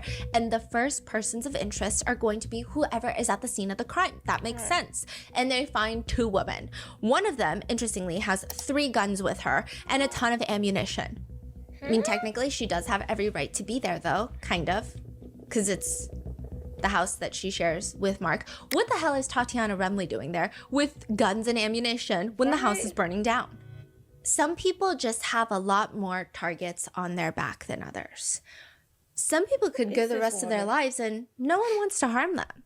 And then you have someone like Mark Remley, co-founder of Signal Corp, tech company that lives off of DoD, Department of Defense contracts. They operate, execute large-scale federal IT projects, primarily dealing with high-end government contracts. He was almost a VP there for 20 years, executive VP, chief information officer. The company had an annual sales at its peak surpassing $600 million from the government. I was going to make a smart remark, but I won't. Eventually, he retires. Mark Remley inherits close to $26 million. And that seems to be a mix from his work at Signal when he exits and from his parents passing. So they're all wealthy. And that's when he meets Tatiana at Starbucks. And it's not the worst of the book tropes, but it does feel like something that only happens in a modern contemporary romance in the category of rom-com that doesn't take itself too seriously. Like, that's the vibe it gives. They get married and suddenly Tatiana has a $218,000 engagement ring the first year that they're married, because now Tatiana has to fit into this higher upper class life. He buys her $200,000 worth of clothes. Damn. Yeah. $200,000 Yeah. worth of clothes? Worth of clothes. Okay. And I saw the clothes. Okay. Just like designer on designer on So why is Stephanie saying I saw? Why she saying like that? She's like, designer. not a lot of clothes though for clothes. Right. Really? I was thinking Yeah, I that. think it was a lot of laundry. You said what? I said I was thinking that it not sometimes it's not a lot of clothes because she going out here getting the most high end things. True. You know what I'm saying? Somebody like me shopping, you give Maybe me 200, baby. I'm about to. Shit.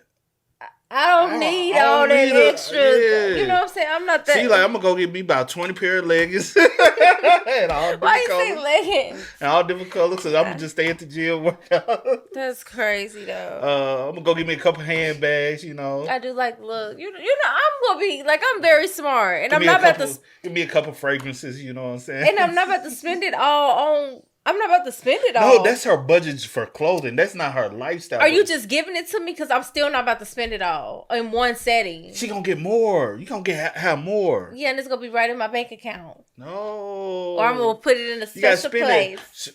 Because I say this, knowing somebody who is a similar situation like this, right? Used to be. Hold Nah, on, no let more. me finish. Go ahead, finish. Let me finish while you try to take a jab. I'm not trying to take a jab. I just think she is stupid. I will say, just because you marry into money, doesn't mean it's your money, for one. Well, no, don't say that because actually Hold tell on. her how it is because you're not married to him. I'm just saying because based off of this, so chill. Just because you have access to someone. Access to someone else's money doesn't make it your money. Mm-hmm. And so the smart thing to do would be to, what is something that you love, instead of him investing money to you spending $200,000 on clothing. Say for instance she was working at Starbucks, spend $200,000 and allow her to do Starbucks have franchises?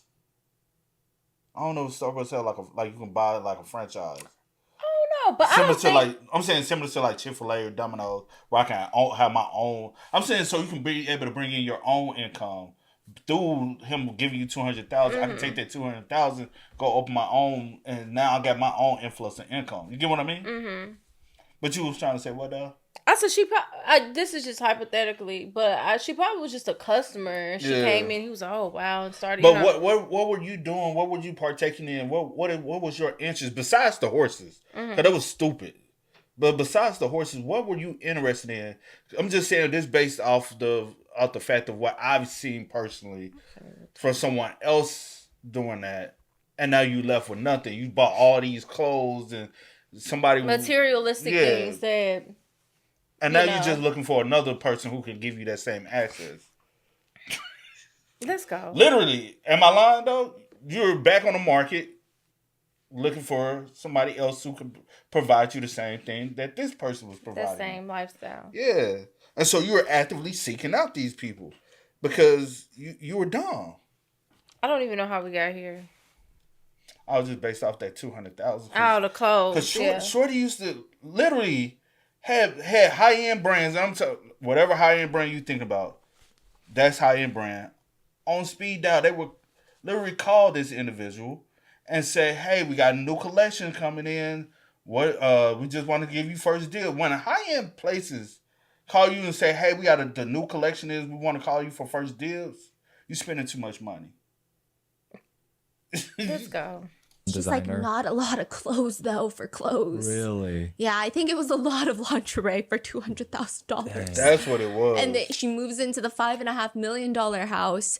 They have multiple properties all over San Diego, Hawaii, California. And by the way, that's not like a weird remark. I think like if you want to, you can wear whatever you want to wear. Yeah. I was just saying $200,000 is like an unthinkable amount to spend on clothing. Yeah. I'm like expecting a house full of clothes. You get the house and the clothes.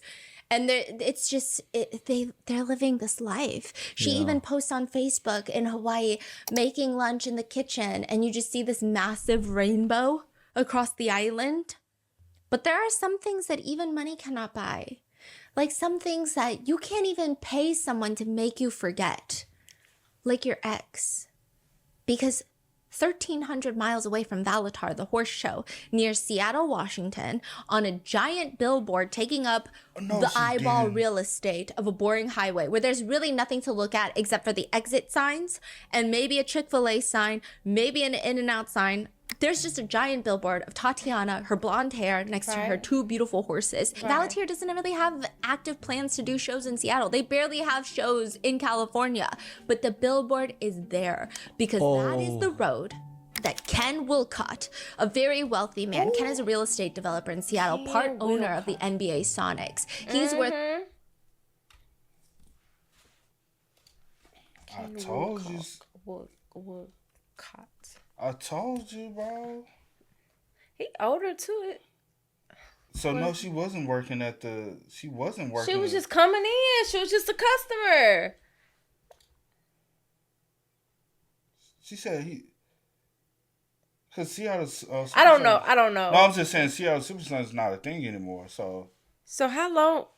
When did I? This is.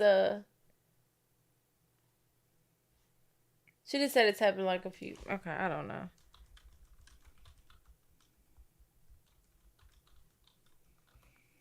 Let me see what his. Oh wait, they left Seattle in 08. Okay. Wealthy man. Ken is a real estate developer in Seattle, part owner of the NBA Sonics. He's worth close to $40 million. He lives in Seattle and he takes this highway every damn day to get to work. And he has to see his goddamn ex-wife blown up on the side of the road. He might be one of the few people that know a lot about Tatiana, and he's got to look at her every single day. That's fucking crazy. That's why. That's why she know his route like the best. This ain't just a boyfriend. This is a... I did not know that. That is crazy. And so you got to think about it, right? What I said earlier. Oh, girl, you leave one financial situation. Just trying to go seek another seeking one. another one. Wow. She young, bro. She said between 30s, 40s. We don't know her. I don't want to look her up because of the I don't want to look up. So she only did that on that one specific billboard in that city for her ex-husband to look at. Yeah. Is it to rub it on his face or okay? Yeah, they had a very contentious divorce, and he seems like he is the only one that might know a lot about Tatiana. I mean, there's not a lot about her out there. There's so much of her out there, but really not a lot about her out there. Yeah. That is crazy. Yeah. This is like one of the craziest things. Her name is probably not even Tatiana. It's speculated that she was born Tanya. Tanya. Tatiana's parents seem to have like a Russian fixation. Tatiana perhaps leaned into it. It seems like maybe they had some Russian heritage in their family line. I don't know. Her parents are just from Bend, Oregon. Tatiana was born in Phoenix, Arizona, and it's speculated she was Tanya. They never really went to Russia. They never grew up in Russia. Not saying that you have to grow up in Russia to be part of the Russian culture or to celebrate your Russian ancestry. It's just her parents are Vera and Brian, and she just leans into the Russian aesthetic really hard. And then she starts leaning out. I think that's where it gets interesting. Leaning out as like her look or her look, the obsessions that she has. So when she was very into the Russian aesthetic, it was all about how you can be an equestrian in like the Russian way. So every different country has their own style of horse riding. So Russia has a very specific type, and they like specific horses that fit that aesthetic. And you have like the long blowing blonde hair, and then you wear like very swaying fabrics. It's like a very specific look. Okay. And then you have like the country girl horse, which is like you've got the tight jeans, you've got the boots, you've got the cowboy hat, also beautiful, but it's like a very different aesthetic. Yeah. So she just kind of picks and chooses, and some people speculate she picks and chooses depending on what she thinks the guy that she is dating will like. I see. So if the guy is like, I love me a cowgirl, she will be a cowgirl. If the guy is like, I love like that Eastern European... Yeah. You know, but I will say a mutual friend does say something very interesting. They say Tatiana is perhaps a persona that she made up, and maybe it came from childhood trauma. And she just like needs a character that she would become that wasn't tortured. I don't know. But I don't think any of it is real. So that's what the friend says about Tatiana being a character that she plays. Ken Wolcott, Tatiana's ex-husband, says her childhood was really rough. She grew up near Bend, Oregon, but in the rural area. She didn't have any social interactions really with anybody growing up. It sounds like her parents might have been involved in a religious group that might border the loosely defined word of a cult. She wasn't allowed to have traditional medicine or medical care. It's believed that her family fully rejected all forms of any life-saving medicines, any discomfort-alleviating medicines. The way Ken Wolcott saw it and the way he later describes it is he thinks a lot of Tatiana's emotional disruption comes from the fact that she was essentially held captive for 10 years by her parents. They didn't allow her to have any friends. She wasn't even enrolled in school after the 4th grade. Impressively, she got her GED, but it was just a rough life. Before marrying Ken Wolcott, Tatiana had a daughter with a separate guy. She marries Ken, has a son with him, and they are married for a total of 11 months. And short does not mean simple because their divorce is very, very messy. Ken alleges that Tatiana misused his finances. More specifically, he gave Tatiana a card to use to purchase clothes. She would buy the clothes with his credit card and then return the clothes and then ask for cash for the return instead of for returning it back to the card. Which I feel like that's impressive. And I feel like as a husband, you should support that because why are you okay with her spending the money on clothes unless she's spending the cash on something else? I don't know. It's so basically I wonder was it a black card? Okay, that's I'm just saying. But you okay with her spending this like buku amounts of money on clothes? It's because you can control and you can have an eye on what she's spending the money on. But when she's returning for the cash, you don't know what she's doing with the cash. So you can't have control over her spending. But if I give you a card, I have control over what you spend and I can keep an eye on what you're doing. She's young. He's older. Control factor. Yeah, I know. That's what I'm saying. I said... That's what it is, though.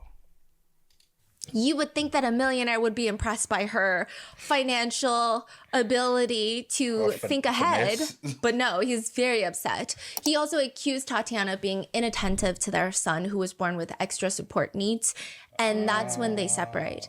He says that he wasn't going to send her $9,000 a month to care for their son because she's using it fully on herself. She's not using it on their son. So he wants full custody of the son and he wants to stop paying her child support. He also just overall disagrees with the way that she's living her life. So ultimately, he ends up with full custody. But this is where things get interesting. And I think this is where lots of people have sympathy for Tatiana. All the guys in her life still like her to some degree because he continues paying child support even though he has full custody out of his own volition. It's not because the judge orders him to. Okay. So just keep this in mind. Okay. But some of Tatiana's friends say that she had a strong pattern of going after wealthy guys and then depending on them for her financial needs. But she also seems to have an energy that they seem to love. According to friends, the relationship between Mark and Tatiana Remley is interesting.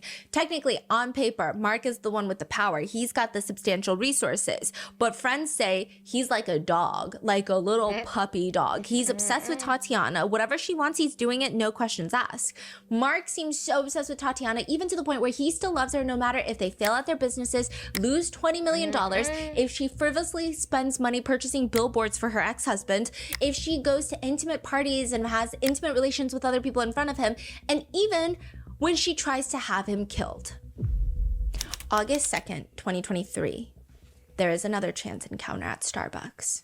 Or at least that's what it feels like. It's a very casual meeting. A guy sitting on the patio with an iced drink. He's wearing a tank top and shorts. It's August, it's hot. And then you have a woman sitting there.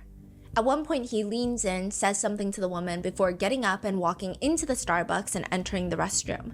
She leans back in her chair, waiting for him, and that is when 4 San Diego police officers pull up in 2 separate vehicles. Tatiana Remley, you are under arrest. Ooh. For trying to hire an undercover officer to kill your husband for $2 million. What? $2 million? That's the highest we've ever heard, right? Yeah, and it's not $2 million that she has. I mean, perhaps the worst part of all of this is that she would be using Mark Remley's money to kill Mark Remley. To get the rest of Mark Remley's money.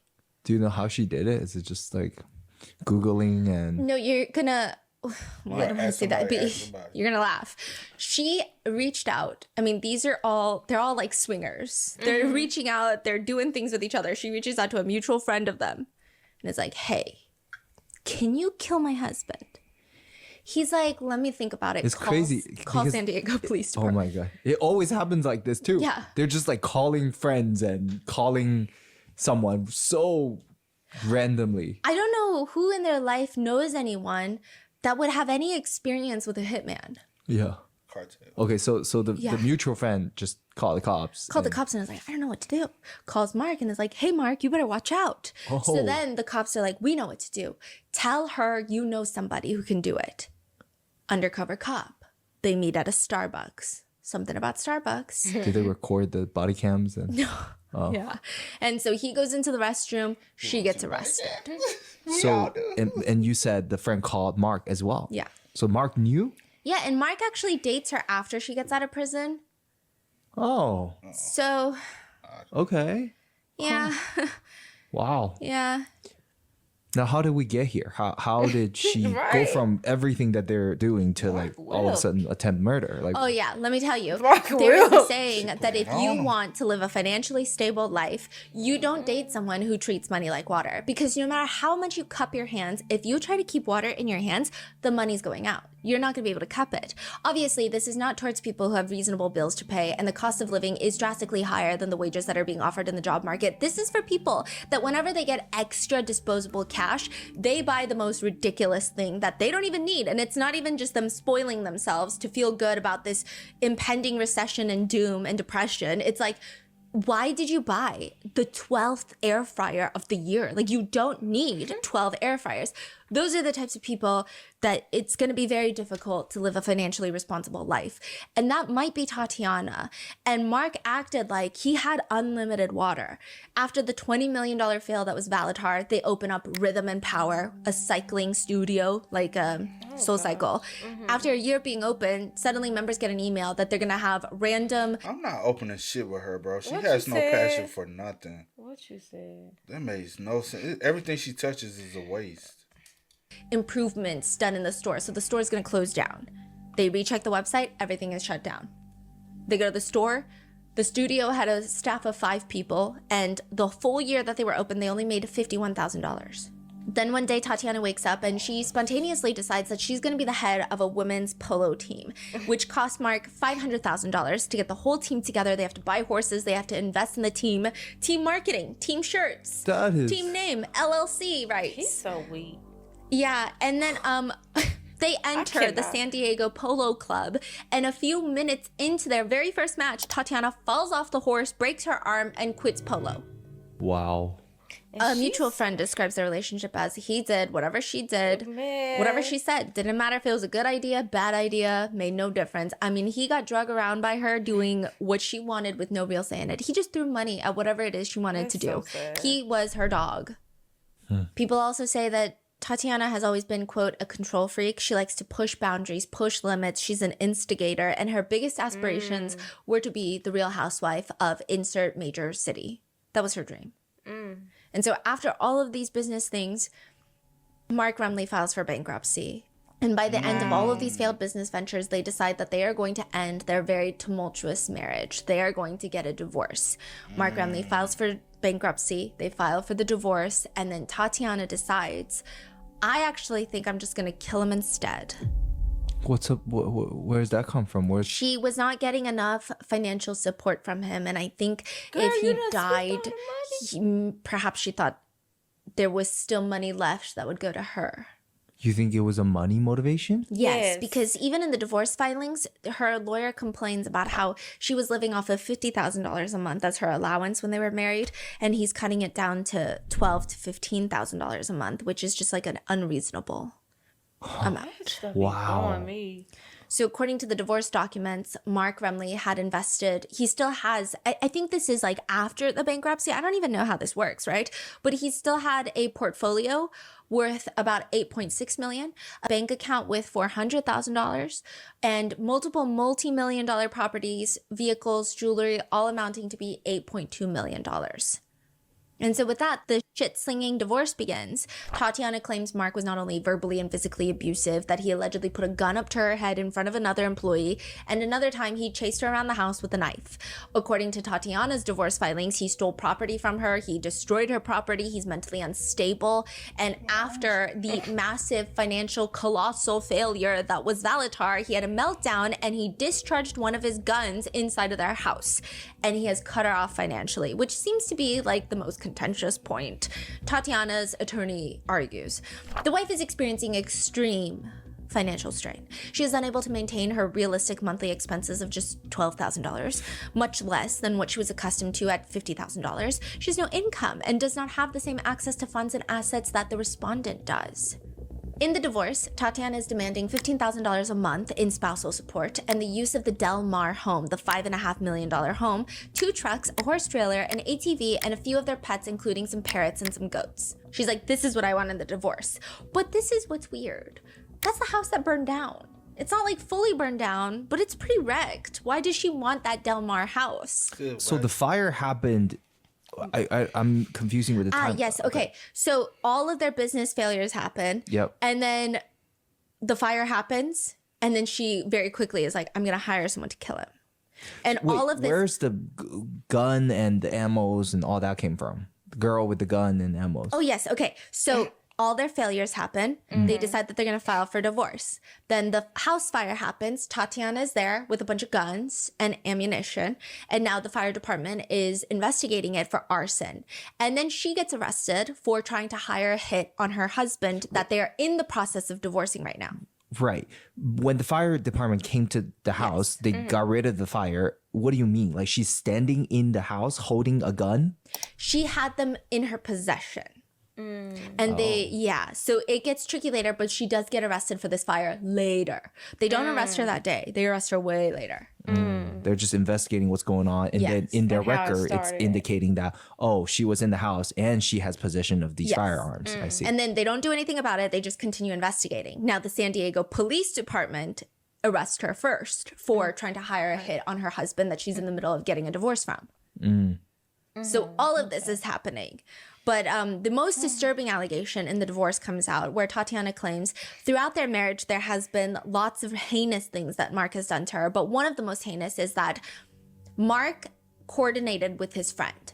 Mark's friend breaks into the house, forces their way into the house, holds Tatiana at gunpoint and essays her while Mark is watching, and then cuts the head off of their horse statue and throws it on the bed. This is an accusation that comes out during the divorce proceedings. And so she's saying that horse head statue, that was Mark's doing because he called his friend to come essay me while he just laughed. He laughed and he watched, and then they cut my horse statue's head off and then put it in the bed like a threat from the movie Godfather, because there's like a scene, but I think it was a real horse head. I mean, a prop for the movie, but like supposed to be real. Again, another mutual friend of theirs does believe that this incident did take place, where someone did force their way into the house and essayed Tatiana. But he says, quote, I think she's the one who orchestrated it, not him. That was totally her. She was always the one trying to get people to do things with her. That was her thing. Mark, I can't imagine Mark. I'd be surprised if he has that many friends, but I can't really imagine Mark actually orchestrating that on his own. This friend is saying this is something that she orchestrated as like a role play type of thing. Yeah. I don't know if that's accurate. It just, see, that's why a lot of people have mixed feelings about Tatiana. And even if you take Mark out of the picture, is this somebody who is just very traumatized and is behaving very recklessly, but she is victim and perpetrator? Or some people are also like, yeah, but you probably wouldn't say that to a guy who tries to kill his wife. So it's just very complicated, but he believes that Tatiana is the one that orchestrated all of this, and she was always the one wanting to go to these clubs, wanting to do these types of things, wanting to get intimate with other people. That seems to be the assumption and what the mutual friends are saying. Mark has also claimed to a local news outlet that he believes that Tatiana was the one to burn their house down, and maybe that's not even the only time that she allegedly took measures to harm Mark.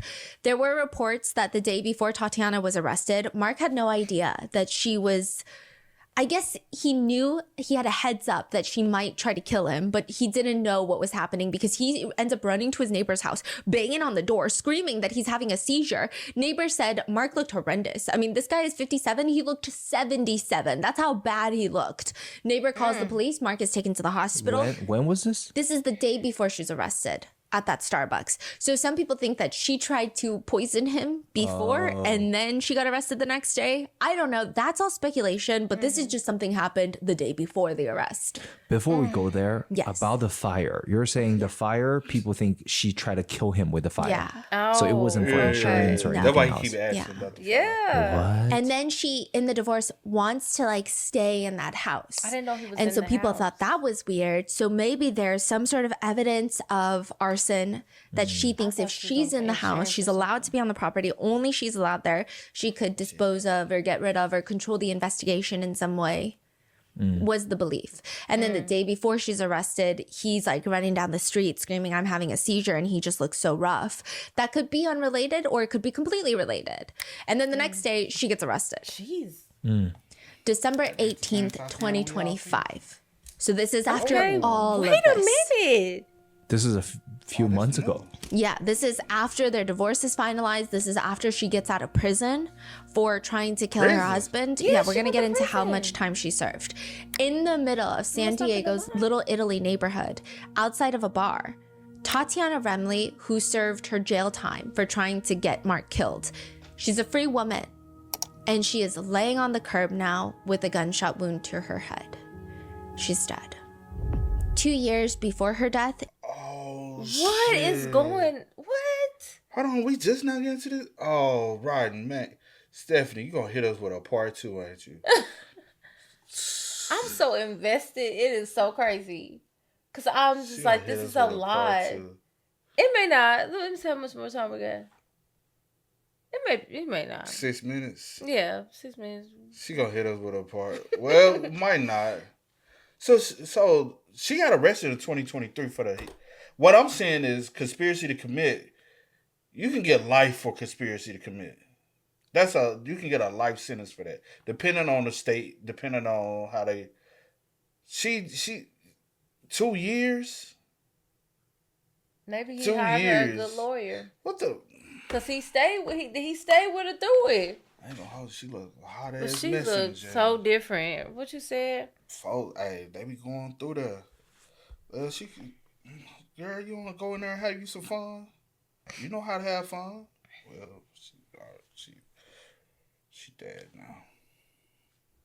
she had pled guilty to solicitation to commit murder and a firearm charge. She was initially facing 9 years in prison for the little Starbucks meetup and trying to kill Mark. However, she's ultimately sentenced to 4 years in prison, but she only ends up serving 1 year before being released. 1 year. She gets out after 1 year, and when she gets out, she dates Mark here and there, starts dating other guys, and there are a few changes.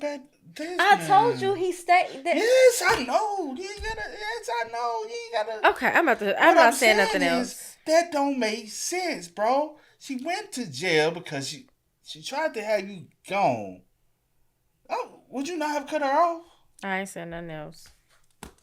In her life, she kind of starts leaning more into that country girl scene, and she starts posting really intense things on Facebook about how life is about what you make it, and quote, maturity is when you have the power to destroy someone who did you wrong, but you just breathe, walk away, and let life take care of them.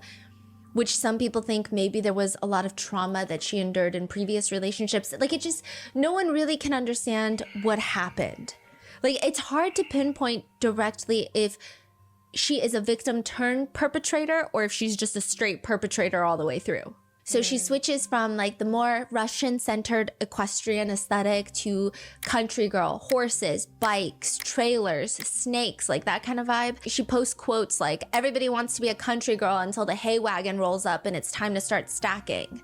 And a lot of netizens are just confused at the time, like, how did she only get 1 year for arranging to kill her husband? And they all commented, California judges are insane, which I would have to agree with that sentiment, because court documents state that Tatiana was very thorough about how she wanted Mark to be decapitated, how she wanted his body to be disposed of, how she had all this cash saved up. I mean, she had a substantial amount of cash that they found on her, which was probably Mark's cash. How much? They just said substantial amount. And she had 3 loaded firearms that were not registered to her name. And maybe she received leniency for how dumb she was in her plot to kill her. And no one knows why she just served a year. Nobody knows. That's crazy. We all know. But after her release, she did see Mark on and off again until December of 2018. Well, actually, September of 2025, she gets arrested once more. This time for arson for that Del Mar fire in their $5.5 million house. She's actually awaiting trial. She pled not guilty. So she gets arrested in September of 2025. December of 2025, she's out in Little Italy. She FaceTimes Mark, her ex-husband, in the bathroom of a bar. And she's complaining about the guy that she's with. And he's like, well, if you're really uncomfortable, I can call 911 for you. And she's like, no, I got it. Like, it's under control. It's gonna be fine. She walks out of the bar and she takes out the gun from her purse, fires it once outside in the air, and then the second shot, she passes away. What? Yes, it's a very public. So it was like it's in front of a store? It's just like in the middle of Little Italy. There were a few witnesses who saw and witnessed the whole thing. And usually when people do things like that in public, it's like a last cry for help. It's almost like a lot of psychologists have said, it's like, do you see how much pain I'm in? And I will say that she was high risk for this type of incident, considering she was facing substantial social, legal, financial repercussions in life. But I don't know. I think it's really hard to say. I think people have very strange mixed feelings for Tatiana. I think given the fact that Mark dated her after she got out of prison, her ex-husband Ken Woolcott continued to pay child support even when she didn't have the child for at least an extended period of time out of his own free will. It seems like maybe people close to Tatiana saw something that we probably don't see. Maybe she did have a very unstable childhood and they could see her instability seeping through, but ultimately they thought she was a good person. I don't know. I don't know. Wow. Yeah, but she died 10 days after her 44th birthday. Dang. But some other people think maybe there's actually something worse happening, because there is an unanswered question in all of this. Tatiana's friend, Cheryl, mysteriously died around the time their house caught on fire. And there have been rumors in their circle that Tatiana could be involved. Tatiana claimed that her ex-husband, Mark, was trying to falsely implicate her in her friend Cheryl's suspected murder. But she was due back in court for the arson charge March 3rd of 2026. But she is What happened to Cheryl? No one knows. I tried to look into it. There's not much written about her. Oh, wow. There's like barely, yeah. Wow. And now the question is, I guess, who killed Cheryl? Was Tatiana a victim and a perpetrator, or just a perpetrator, or does it even really matter? And what happened? Did Mark make any statements after this? Right. No, right. people think he's in Hawaii. His friend says that's where Mark goes when he runs away. to his house in Hawaii. Oh. Yeah. Wow. And ex-husband, nothing? No. guilty. Wow. What are your thoughts? This was a very bizarre case. Oh, wow. I mean, I feel like there are just so much more behind closed doors. Even like what we see from the outside is insane. Yeah. Right? Their lifestyle already insane. So you can only imagine what's more that's not disclosed. Yeah. And then obviously there's questions of course, all of their mutual friends are saying that Tatiana is the one that wanted the lifestyle, but I guess some netizens are also confused. Maybe she got into the lifestyle and then was pressured to do things she didn't want to do, or things happened and that led to her wanting people dead. Is that an excuse? No, but I guess there's just so many unanswered questions because it just got so unhinged. Yeah. So quickly in a way that doesn't necessarily make sense. What are your thoughts? Let me know in the comments. Stay safe, and I'll see you in the next one. Bye. Bye. That was a lot.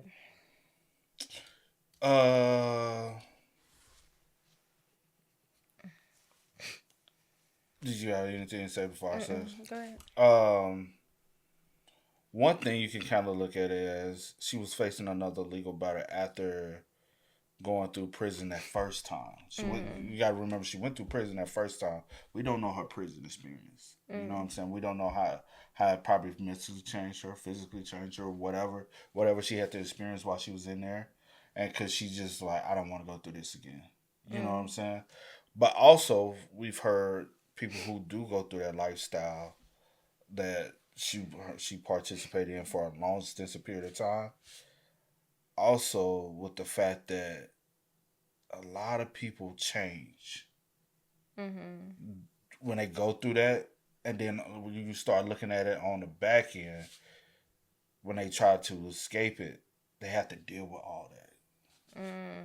It's because you got to think about it. Some people know your most vulnerable information about you, your most vulnerable moments. Yeah. And then so you like, damn, how? Because you stripped away a lot of you during this time. And then say for instance you try to go back into some sense of form of normality. It's like, can I get there? But I've been through and did so much. Like, she got prison. You know what I'm saying? She probably honestly, after getting out, she's like, I don't know who I am anymore. Like this whole new life, you think was just too much pressure because she was on a date. Yeah, but with still, but yeah, I done got older. Getting older. Them looks can't carry me for the rest of my life, and like it's difficult out here now. Ain't no telling what her mental level is on. True. And I feel like she called Marth like for that last sense of hope to maybe stay. And when he said, when she felt like probably like I didn't get the response, I didn't get the reaction I kind of wanted from him. But when he said, I'm gonna call the police, I just call the police. But what's yeah? I mean, because maybe she wanted him to come down. That's just crazy. Like that whole dynamic situation is just crazy because you just tried to have this man. But also on the flip side of that, she could have been trying to lure you down. I don't know. We never know. The best thing in a situation like that is I can call the authorities for you. Like, I don't. Because he could have been putting his life in danger as well if he decides to say, "Hey, I'll come down and get you." Yeah. You never know how things, because obviously she had it in her mind. She's a what do you call it? A convicted felon. She don't even supposed to have a weapon on her. True. But she know the rules. Yeah, that is true. But she's also battling a new legal case. A situation could have happened. They could have got into an argument over something so small, and she was already at that point. You just never know. Things are very unstable, uncertain, and I don't. Obviously, she wasn't in a good mental space. Yeah. Sadly, and it resulted to this. But yeah, that was a lot. Rest in peace to Tatiana. I just don't even know what to say. This was a wild case I've never even like. And it's just happened. Heard about. A lot of it, like even. Well, I don't think that. Even the whole TV series never heard about that. But like that whole lifestyle thing, yeah. I've been on that goes like the lifestyle, yeah. Like that's a dark lifestyle that, like Stephanie said, if you try to look into that, there's a deep rabbit hole you will go down before you can you won't even finish going down a rabbit hole when you be like, all right, let me escape out of this, because the rabbit hole of that whole nature is so deep. Because then you're going to start wondering who's a part of this lifestyle. And like him, he's come from wealth, but he's also obtained his own wealth. But that gives him access now, you know? And then yeah. And honestly, nobody really 100% ever really know all the truth. And I wonder what he's doing.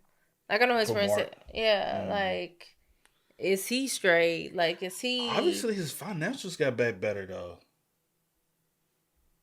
Because he was filing bankruptcy.